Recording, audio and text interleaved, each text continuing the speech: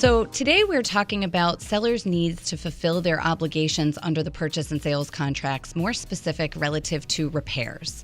Because this is a problem that we do see happening, especially with the market shifting and it's not quite such a strong seller's market anymore. Some sellers may kind of dig their heels in a little bit and not want to do everything that the buyer wants. Mm-hmm. So certainly, repairs come up as a normal occurrence relative to the inspection report that the buyer will have completed.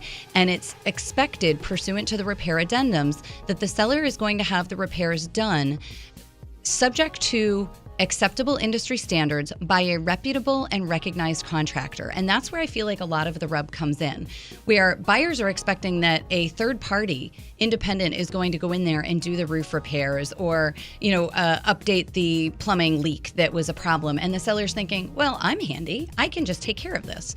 That's great if it's your own house and you're living there and you're handy and you can do these things. But pursuant to a purchase and sales agreement, unless it's stipulated and agreed upon otherwise that the seller's going to do the work themselves, that's not really acceptable. Mm-hmm. So it's expected that the buyer is going to have, at the time of closing, an opportunity to make sure that those repairs were done to their satisfaction and receipts for those repairs, confirming that, in fact, a third party did complete these. There's also the opportunity, Emilio, as you know, at the time of the walkthrough, if not before, where the buyer is going to verify that the repairs were done to their satisfaction.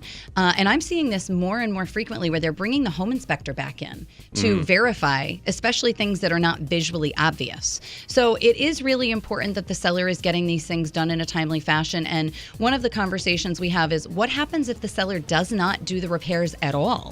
Or, they do it themselves and it's kind of a, shoddy job and now it's not satisfactory to the buyer. And, maybe we're all the way at the closing table trying to figure out what the next steps are. I mean, that's not an ideal situation. So as a listing agent, you really want to manage your seller to avoid that. As a buyer, what are your steps? Because really you've got a technical breach of contract. The seller has not upheld their end of the bargain as a function of this repair addendum not being satisfied.